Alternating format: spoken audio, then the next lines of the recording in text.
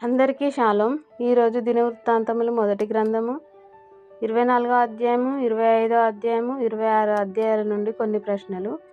మొదటి ప్రశ్న, తమ పద్ధతి చొప్పున ఎక్కడ ప్రవేశించి చేయవలసిన సేవ ధర్మము ఏర్పాటాయెను. రెండవ ప్రశ్న, పరిశుద్ధ స్థలమునకు అధికారులుగా ఉండుటకు వంతులు ఎలా పంచుకొనిరి.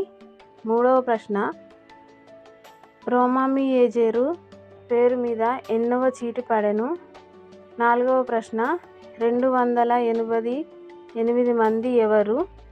ఐదవ ప్రశ్న, దావీదు రాజు దేని విషయంలోనూ వారిని నియమించెను. ఆరవ ప్రశ్న, దేవుని మందసపు బొక్కసములను కాచువాడుగా ఎవరు నియమింపబడిరి. ఏడవ ప్రశ్న, వారు పరాక్రమశాలులై ఉండి ఎవరికి పెద్దలైరి. ఈ సమాధానాలు తెలిసిన వారు కామెంట్ బాక్స్లో తెలియజేయగలరు. షేర్ చేయండి, సబ్స్క్రైబ్ చేయండి, లైక్